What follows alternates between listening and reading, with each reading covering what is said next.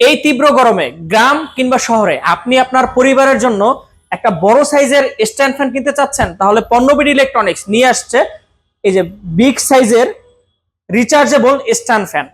এই ফ্যানটির model number হচ্ছে FT8818।